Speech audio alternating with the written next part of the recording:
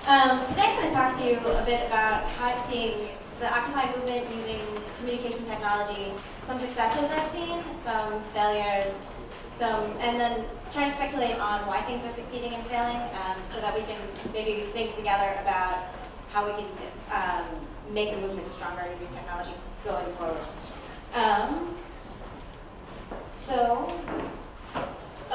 A major problem that the Occupy movement faced at the start was that we have GAs every night, which are big public gatherings. Everybody was invited, anyone can come and participate and speak, listen to speakers, propose things to the group. But then also early on, we were told that we couldn't amplify sound. So how did we get around that? The first great success was the People's Mic. Are people familiar with what the People's Mic is? No. No. Okay, so the People's Mic works like this. I don't have amplified sound, so in order for me to get my voice over there, I say something and then everybody repeats it. So, mic check. Mic check. The human mic. The human mic Is a communication technology. Created by the Occupy movement. To speak across distance. And to a large crowd. Without amplification.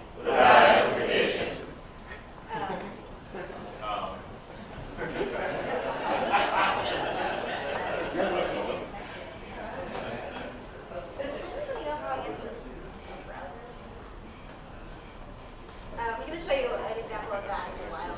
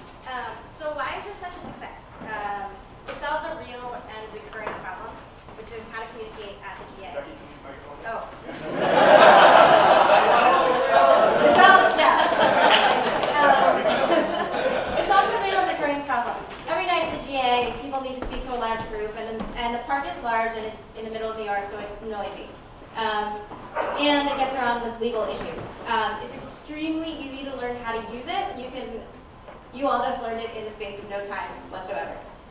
It's extremely easy to replicate, and you can do it almost anywhere. Almost anyone can do it. You could even mic check yourself and human mic yourself alone if you wanted to.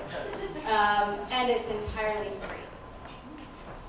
So beyond this, I think it also has some, unintended qualities that contribute to its great success.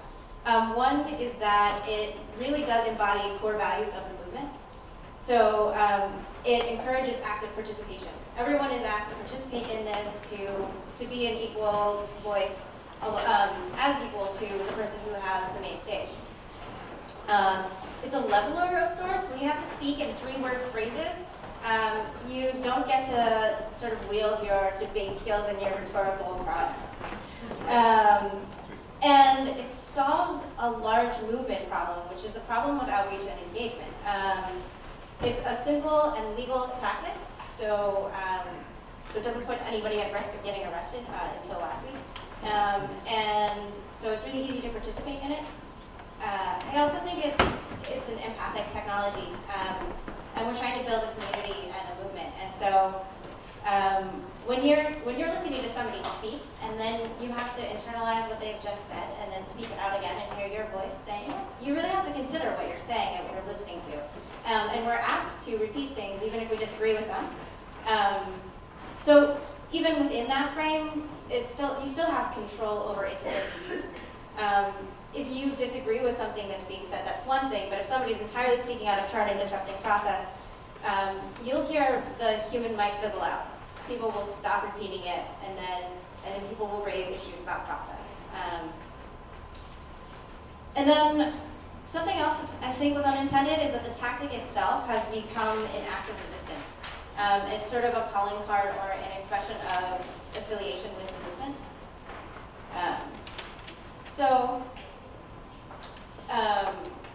Then some less successful attempts to augment the people's mic.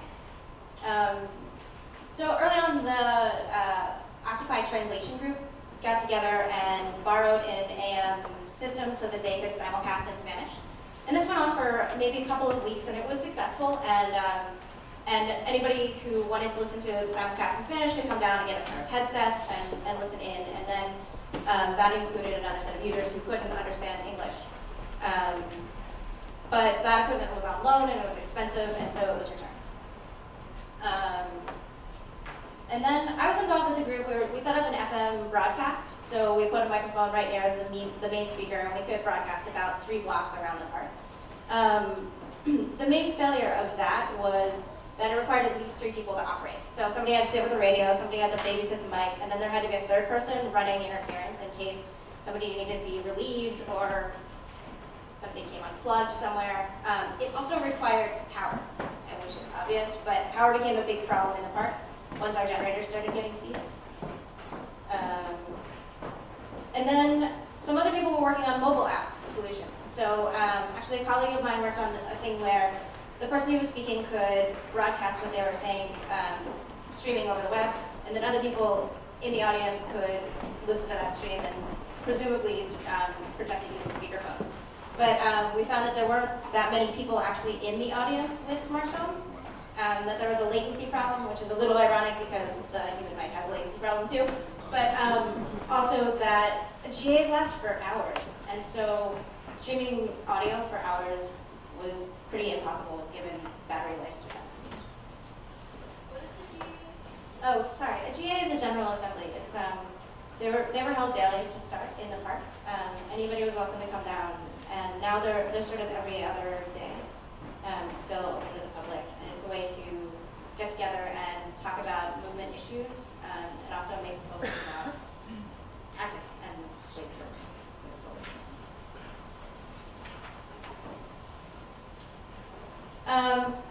So these other solutions actually were trying to solve some real problems too, right? A problem of people not being able to understand English, and most of the main speakers speaking in English to a crowd. A problem of another problem we were trying to solve with the FM broadcast was that people were getting hoarse. It was just kind of hard. It's hard to keep shouting night after night. But still, the problem of power was sort of overwhelmed that, and then. The mobile app was a problem of access, really.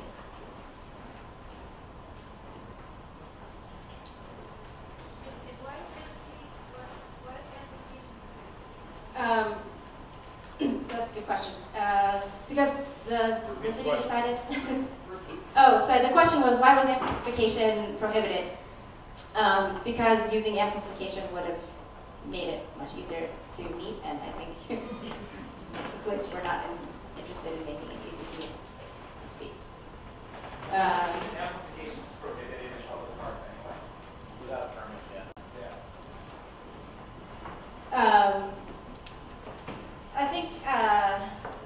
think it was allowed in Zuccotti, though, for a bit. My understanding of it as a former lightning street musician is that these laws are enforced erratically in New York. Like you're not allowed. You can busk anywhere in the city without amplification.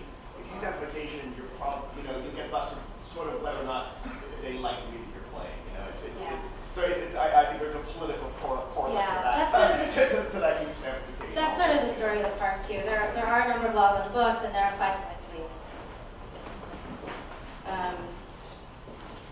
See, another information problem that I've seen a lot of development around and attempts to solve is the problem with keeping up with the applications. So the tech ops group down at Occupy Wall Street is maintaining this this really long list of feeds from occupations around the country and around the globe, and they have over 1,000 sites that they have now listed in a spreadsheet. So keeping up with the information that's coming out of 1,000 occupations seems pretty impossible, and it's proving to be quite difficult for people. So a solution that came up were feed aggregators. There were about 7 feed aggregators, maybe with that we found in the first couple of months. I'm sure there were more. And none of them really took off. I can show you the interface of a few of them, and I think it explains a little bit of why.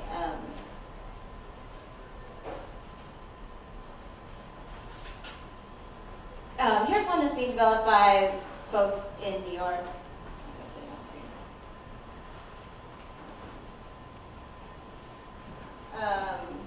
It's pulling in feeds from occupations around the country from that spreadsheet that I was referencing. Here's another project by some group not in New York. So you can see there's a lot of information. It's not really, these feeds aren't really helping us to figure out what's important or even to make choices about what we're looking at. I can't say, oh, I care more about this state, so show me that information only. So we still have a fire hose problem. There's still a ton of information coming at us, and it's hard to sift through it.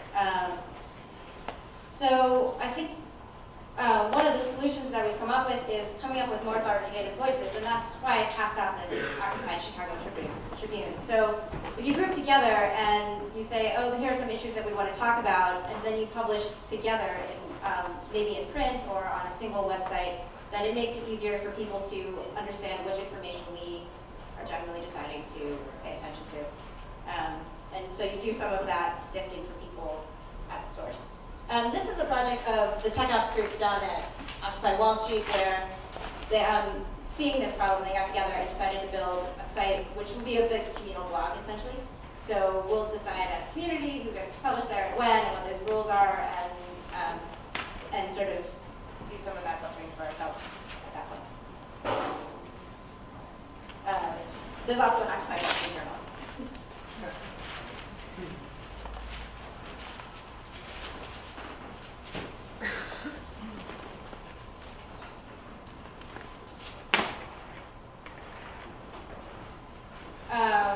So here's a third problem. People are getting arrested. And when they get arrested, they want to alert other people that they're being arrested. And so technologists came up with solutions, apps. Actually, I should say this is an app that we developed for this project that I'm working on right now, which we work in mobile phone security, and that's an app to help you alert your friends and colleagues that you've been arrested and then delete some data off your phone. It wasn't developed for this use case, though, and I'll tell you a little bit more why. But here are 2 other apps that are really similar that popped up just after. Where you press a button and it sends off an emergency SMS. Tells somebody that you're being arrested. But why didn't this take off? Well, largely because we already had Sharpies and lawyers everywhere. So before a protest, or during a protest, people were walking around with pens and Sharpies and shouting out this number to call the NLG, the National Lawyers Guild. And so this is a group of trained lawyers, licensed lawyers, who hang out at the park and at all the protests, and they wear these bright green hats so you can identify them. And they're there to both bear witness to police activity and also to take down names and numbers of people who are getting arrested. So if somebody gets arrested, you hear an NLG lawyer shout out, what's your name, what's your birthday, what's your phone number, and they take these things down and it goes into a log afterwards. And there's actually a decent system for tracking who's being arrested and where they are, and the NLG will track them from arrest through their court dates. It's an important system. The lawyers actually have to be there observing. They end up being witnesses oftentimes in cases. And if we just relied on apps to send to say an NLG number, it wouldn't be enough. It's hard to verify anything that has happened.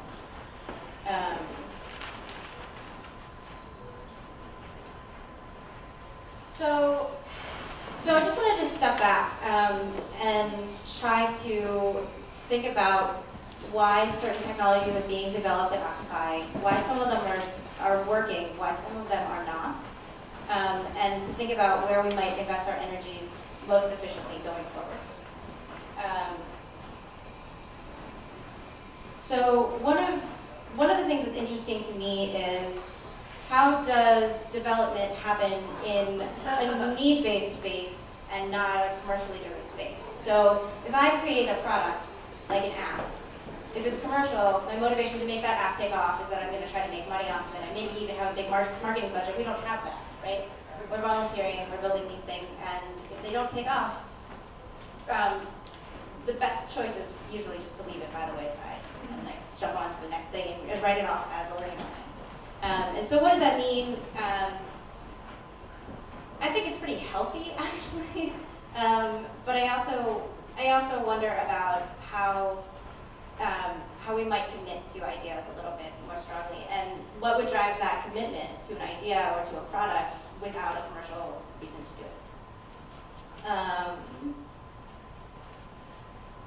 And then also there are ongoing costs. So even with tools that take off and are really successful, if it takes ongoing maintenance, that means people's time, and this is largely a volunteer movement, right? So people are finding extra time in their lives to do these things. Will people stop finding that time? Maybe. And how will we deal with the cost of recurring upkeep?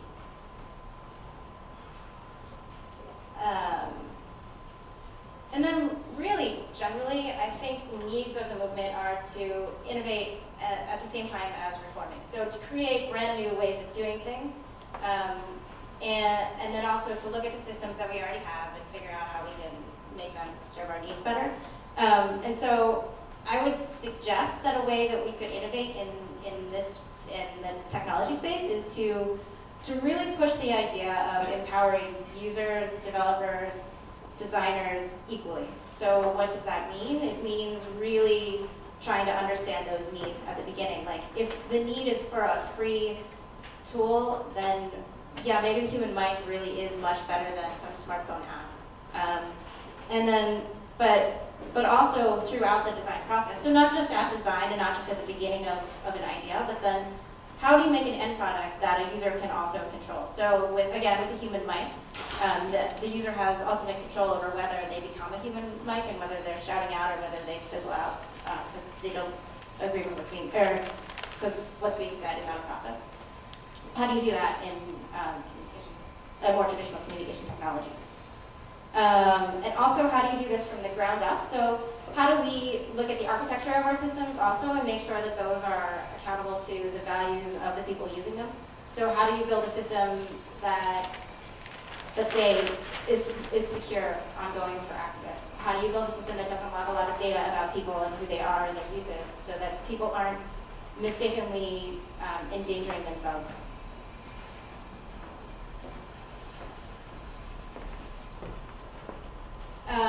And also, how do we choose needs? So in a movement where things are pretty uncertain, where it's difficult to predict how the movement will grow and what challenges we'll face next, how do we choose the needs that we address?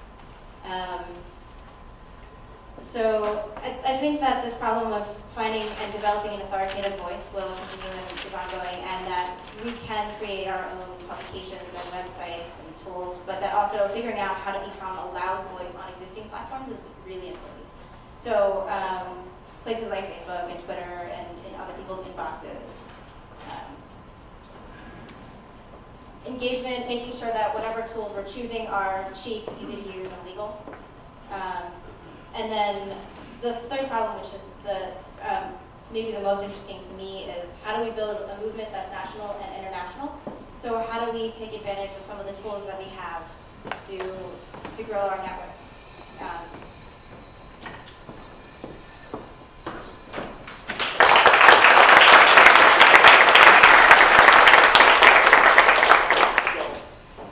Talk a little bit about the development and the history of the human mind.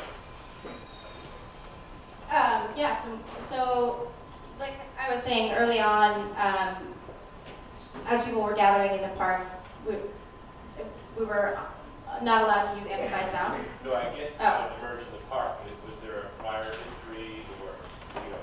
I don't know from where else it came from. I suspect that. There's some good writing that it's essentially just evolved directly from call and response. Reminding me of Black Church. Yeah, it feels like a Common Street tactic. According to Wikipedia, And therefore, anti-nuclear protests, and then the WTO protest in '99.